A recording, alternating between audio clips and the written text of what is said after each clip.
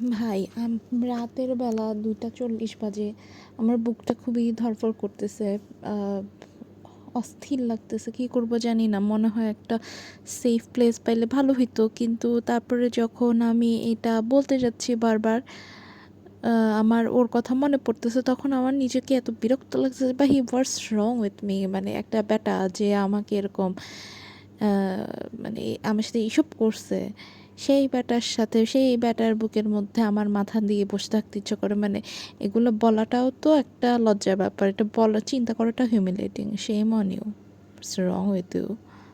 I mean, what's gone into you? মানে ও কি জাদুটনা করছে তোমাকে? মানে ওকে ছাড়া কিছু বুঝতে পারতেছো না, খাইতে পারতেছো না, ঘুমাইতে পারতেছো না? ইটস বিন মান্থ মানে মানে হি লিটারালি ও ডাস্টবিনের মধ্যে আমাকে ফেলে দিচ্ছে, এরকম একটা অবস্থা। তারপরে না না না না না, ওকেই লাগবে, ওকেই লাগবে।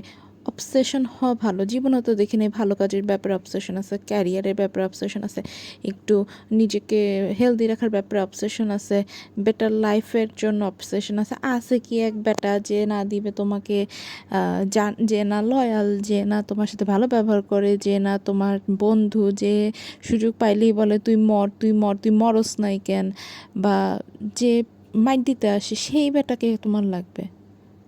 মানে অতি সুখে থাকলে যে ভূতে কিলায়, এটা আমাকে না দেখলে কেউ বলবে না। ফাইজলামের লিমিট থাকে, একটা চর দেবো ধরে। ঘুমা বেহায়া বেশরম বেলাজা বেটি। আমার তো নিজেকে দেখে নিজেই লজ্জা লাগতেছে। আমি মানে কি যে বলবো, আমার যে কি করা উচিত, নিজেকে ছাগল কোথাকার